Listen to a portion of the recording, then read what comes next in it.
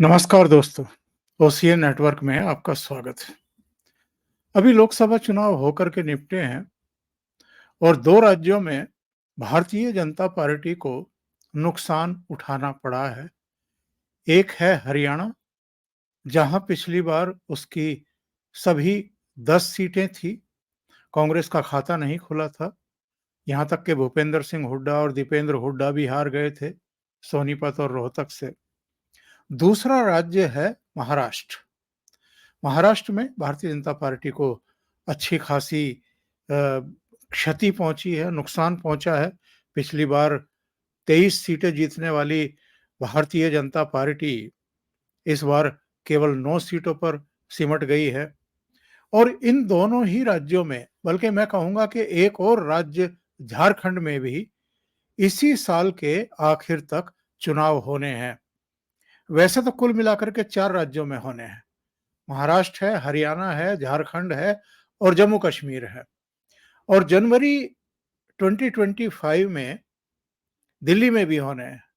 तो ये एक दूसरे के पीछे ही 5 राज्यों के चुनाव होने हैं। लेकिन आज हम बात कर रहे हैं खास तौर से हरियाणा और महाराष्ट्र की, और इसमें भी महाराष्ट्र को फोकस करेंगे। वो इसलिए कि संजय राउत के पहले बयान आते हैं कि साहब चीफ मिनिस्टर घोषित करके चुनाव लड़ना चाहिए, और उनके अपने तरीके से अपने ही तर्क होते हैं, अपने ही गढ़े हुए तर्क होते हैं। वो चाहते हैं कि उद्धव ठाकरे को ही इस बार भी एमवीए का गठबंधन मुख्यमंत्री के चेहरे के तौर पर पेश करके चुनाव मैदान में उतरे। और उनके तर्क क्या हैं? उनका कहना है कि साहब कोविड काल में जितना बेहतरीन काम उद्धव ठाकरे ने एज चीफ मिनिस्टर किया है, इतना तो किसी ने भी नहीं किया है। और उनकी मंशा जाहिर है, वो तो अपने नेता को मुख्यमंत्री बनाना ही चाहेंगे। लेकिन शरद पवार की जो टिप्पणी आई है, वो इनको, इनके मंसूबों को एक बड़ा झटका देती है।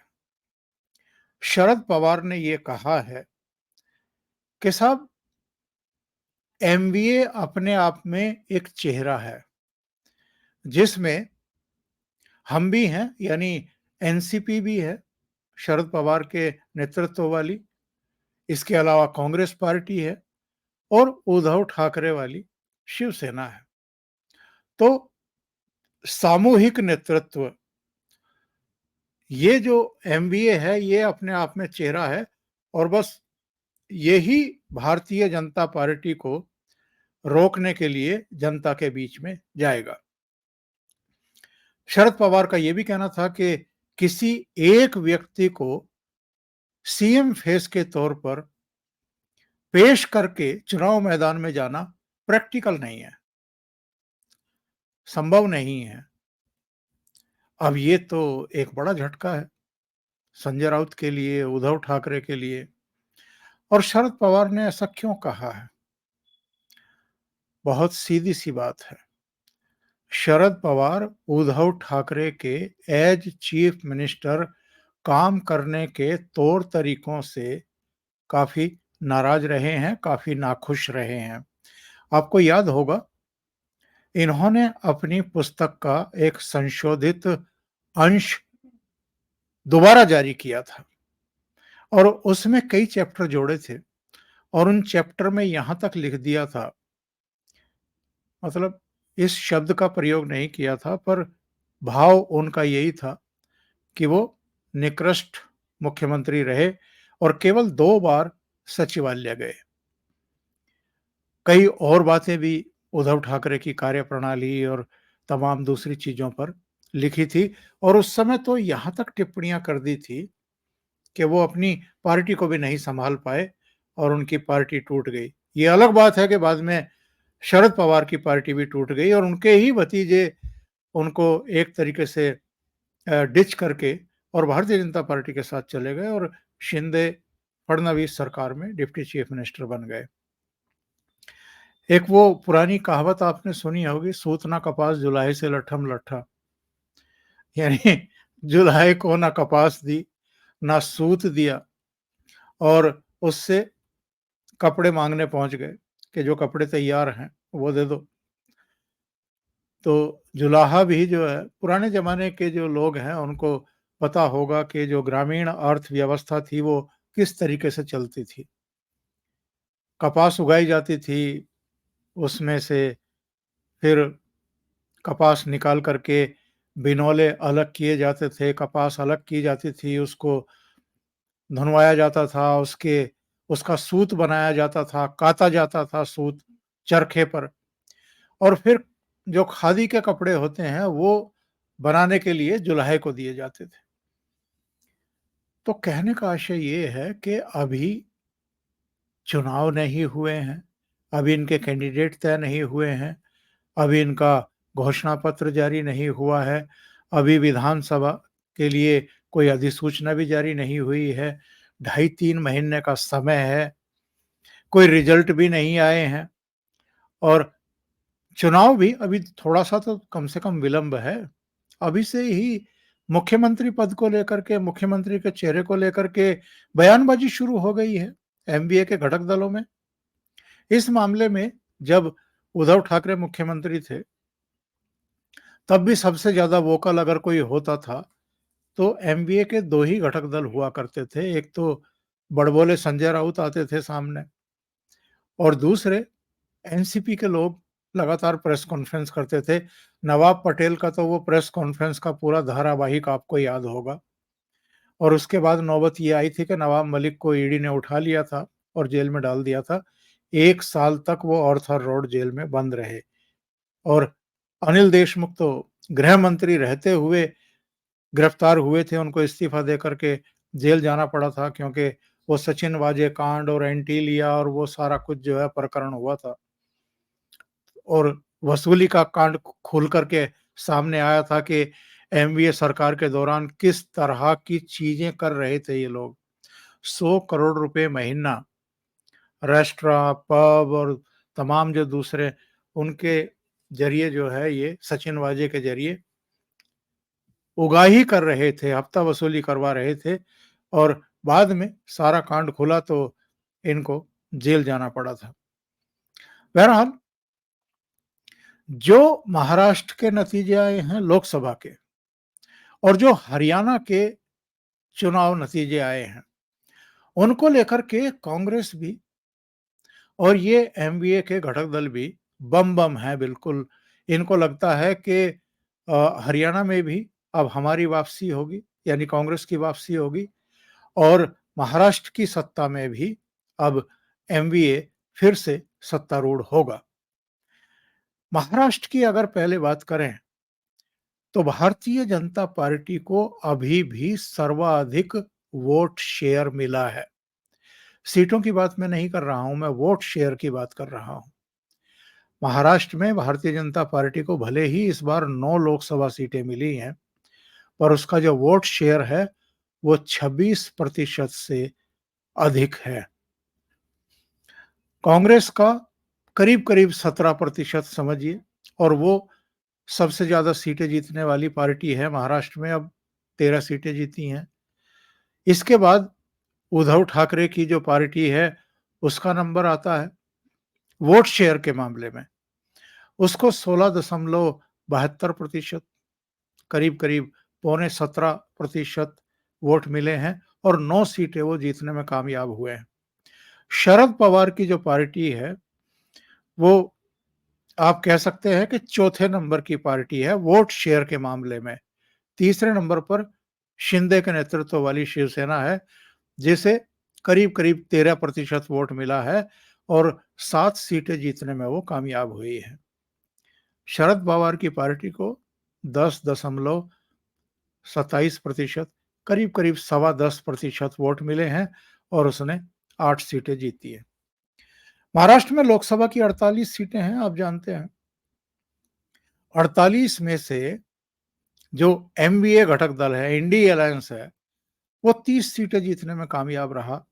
एक सांगली की निर्दलीय जीत गए थे, वसंत दादा पाटिल के पोते, जो बाद में कांग्रेस में शामिल हो गए, तो कांग्रेस के सदस्यों की संख्या 14 हो गई। उद्धव ठाकरे की 9, शरद पवार की 8, कुल मिलाकर के 30 सीटें ये जीतने में कामयाब रहे। और भारतीय जनता पार्टी की 9, शिंदे गुट की 7 और 1 सीट अजित पवार की पार्टी जीतने में कामयाब हो गई, सुनील तटकरे वाली। तो 48 में से 17 पर सिमट गई एनडीए, भारतीय जनता पार्टी, शिंदे गुट और अजित पवार। और 30 सीटें जीती एमवीए ने, इंडी अलायंस ने। लेकिन जो वोट शेयर हैं वो भारतीय जनता पार्टी, एकनाथ शिंदे और अजित पवार के मिलकर के होते हैं 42%। फिर से सुनिए, 42%। और कांग्रेस, उद्धव ठाकरे और शरद पवार के वोट शेयर मिलकर के कितने होते हैं? 43% के आसपास। यानी दोनों के बीच में बस 1% का अंतर है।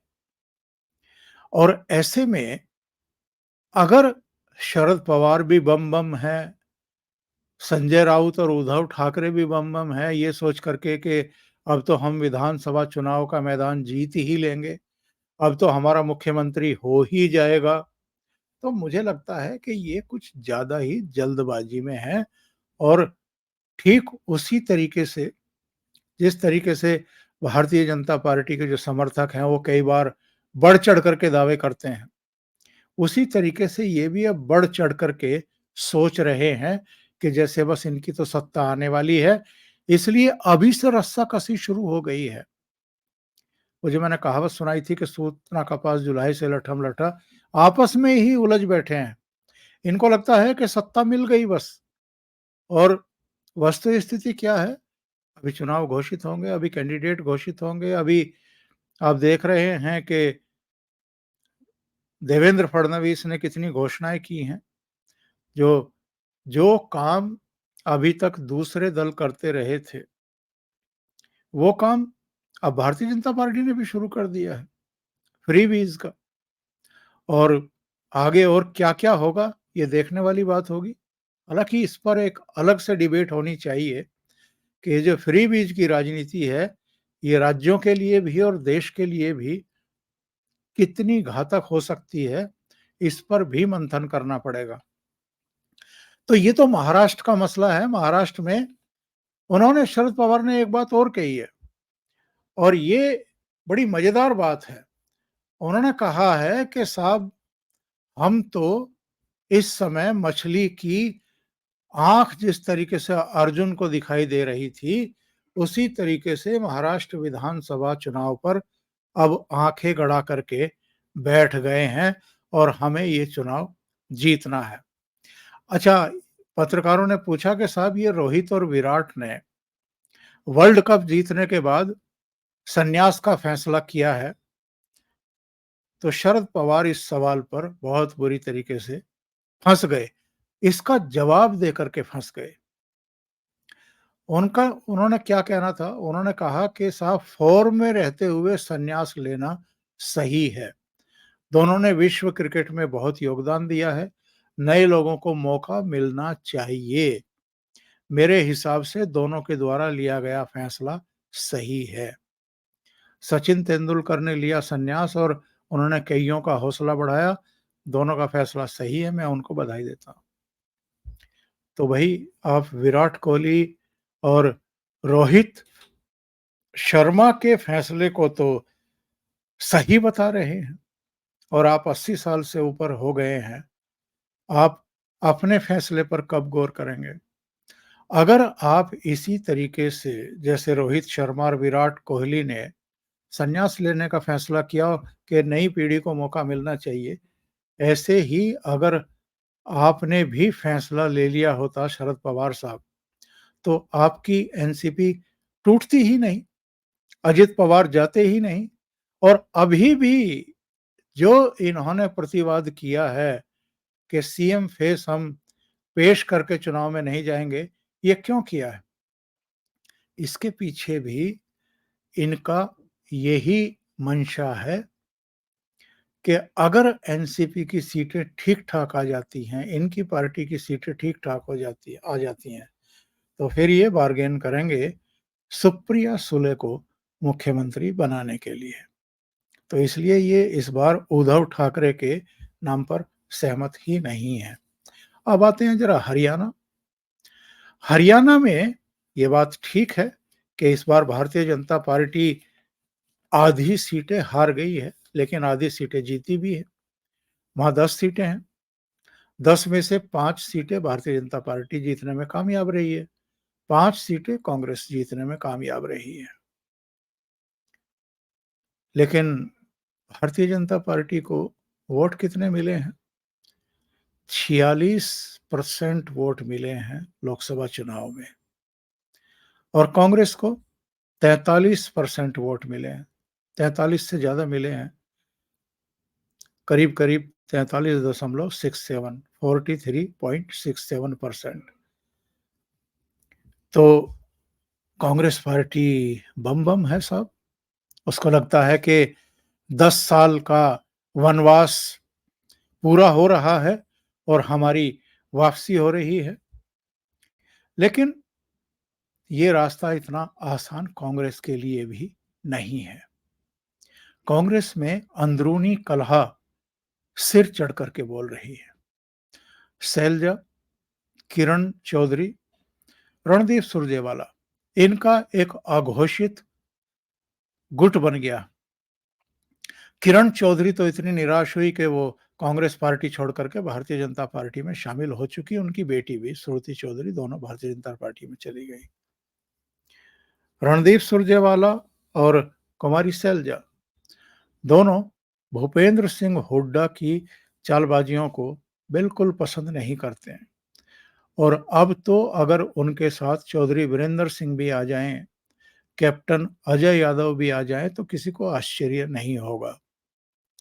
और कांग्रेस में भी शैलजा का एक बयान आया है। उन्होंने कहा है कि कोई चेहरा नहीं होगा और कोई दावेदार नहीं होगा विधानसभा चुनाव में। और मीटिंग में भी बताते हैं जो मल्लिकार्जुन खड़गे और राहुल गांधी ने बुलाई थी, केसी वेणुगोपाल ने बुलाई थी, उसमें भी कुछ दिलचस्प प्रसंग हुए हैं। भूपेंद्र सिंह हुड्डा ने कहा कि ये मेरा आखिरी चुनाव है, तो इस पर राहुल गांधी ने एक चुटकी ले ली। उन्होंने कहा कि कैप्टन अमरिंदर सिंह भी तो यही कहते थे और फिर क्या हुआ पंजाब में। यानी जो कांग्रेस का नेतृत्व है वो भी कहीं ना कहीं ये मन बना रहा है कि हरियाणा में भूपेंद्र सिंह हुड्डा को आगे ना किया जाए। लेकिन जिस तरीके से कांग्रेस नेतृत्व भूपेंद्र सिंह हुड्डा और उनके परिवार को ही तरजीह दे रहा है, उसको लेकर के वहां कांग्रेस में भारी असंतोष है।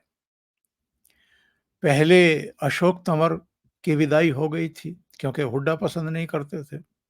फिर कुमारी शैलजा की विदाई हुई प्रदेश अध्यक्ष पद से क्योंकि हुड्डा पसंद नहीं करते थे। और हुड्डा ने किसको बनवाया? जो उनकी अपनी पसंद का व्यक्ति था उसको प्रदेश अध्यक्ष बनवाया। तो हरियाणा में भी भारतीय जनता पार्टी को इतना कमजोर समझ लेना और कांग्रेस का इतना अति आत्मविश्वास को प्राप्त कर जाना, ये मेरे विचार से ठीक नहीं होगा और जल्दबाजी होगी। हालांकि हमें यह भी स्वीकार करके चलना चाहिए कि 10 साल से ज्यादा हरियाणा में कोई सरकार टिकी भी नहीं है अभी तक। यानी जो इतिहास है वो भी भारतीय जनता पार्टी के खिलाफ है। 10 साल की जो एंटी इनकम्बेंसी है वो भी, जो लोकसभा चुनाव में बीजेपी का प्रदर्शन रहा है वो भी। पर जिस समय हम बात कर रहे हैं इससे ठीक एक दिन पहले पंचकुला में गृह मंत्री अमित शाह पहुंचे हुए थे। भारतीय जनता पार्टी के दिग्गजों की बैठक ली थी उन्होंने, जिसमें वर्तमान मुख्यमंत्री नायब सिंह सैनी, पूर्व मुख्यमंत्री मनोहर लाल खट्टर और तमाम जितने भी प्रभारी हैं, चाहे आपके धर्मेंद्र प्रधान हों, विप्लव देव हों, सब पहुंचे हुए थे और रणनीति तय की जा रही है और अमित शाह घोषित करिए आए कि हम अकेले ही चुनाव मैदान में जाएंगे, किसी के साथ कोई गठबंधन नहीं करेंगे। वहां वैसे छोटे-छोटे दल हैं जिनके पास कुछ-कुछ संख्या है मतों की। जैसे बीएसपी के पास करीब-करीब 1.25% के आसपास है, जो कभी 3, 4, 5% तक हुआ करता था। जेएनजेपी, इसके पास तो 1% भी नहीं बचा है। आईएनएलडी के पास भी 2% भी नहीं बचे हैं। तो मेन मुकाबला हरियाणा में भी एक बार फिर भारतीय जनता पार्टी और कांग्रेस के बीच में ही होने जा रहा है। दोनों ही प्रदेशों में किसी को भी अति आत्मविश्वास में नहीं रहना चाहिए, क्योंकि लोकसभा चुनाव में जिस तरीके से नरेंद्र मोदी को और भारतीय जनता पार्टी को झटका लगा है, और उसके बाद जो हम वातावरण देख रहे हैं, जो एक तरीके से कहना चाहिए कि जो उनके कट्टर समर्थक हैं, उनमें एक जो निराशा का भाव हमें दिखाई दिया है।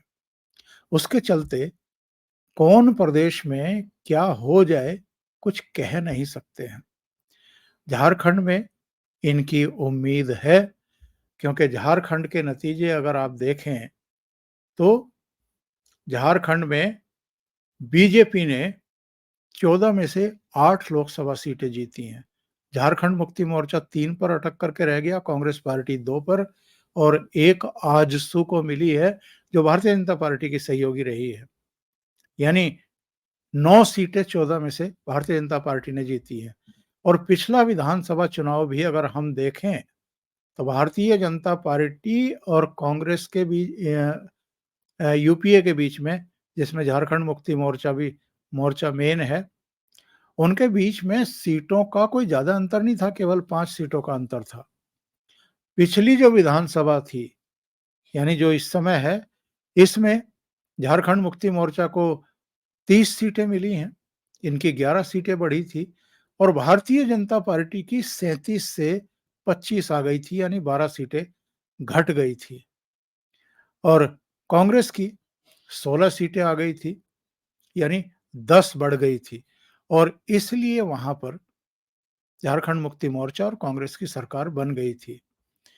तो झारखंड मुक्ति मोर्चा की जो स्थिति है, उसमें ऐसा लगता है कि भारतीय जनता पार्टी कम से कम झारखंड में तो अपनी वापसी कर लेगी 5 साल बाद। हालांकि स्थितियां वहां भी थोड़ी सी चेंज हुई हैं। अभी तक तो हेमंत सोरेन जेल में थे, जमीन घोटाले के मामले में, मनी लॉन्ड्रिंग के मामले में। अभी अभी उनको जमानत मिली है और वो बाहर आए हैं। तो जो आदिवासी हैं, उनमें देखना पड़ेगा कि भारतीय जनता पार्टी की जो पैठ है, वो, उनकी जो पकड़ है, वो है, या ये जो घटनाक्रम हुआ है इनके जेल भेजे जाने का और बाहर आने का, ये बाजी पलट भी सकता है। तो अभी के लिए इतना ही। बहुत बहुत धन्यवाद। अगर आपको ये चैनल और इसके कंटेंट पसंद आ रहे हैं तो लाइक करें, कमेंट करें, वीडियो को शेयर भी करें, और अभी तक अगर आपने ये चैनल सब्सक्राइब नहीं किया है तो सब्सक्राइब कर लें, और साथ में लगे बेल आइकॉन को दबाना ना भूलें, ताकि आगे आने वाले वीडियो और उनके नोटिफिकेशन आप तक पहुंचते रहें। बहुत बहुत धन्यवाद। नमस्कार।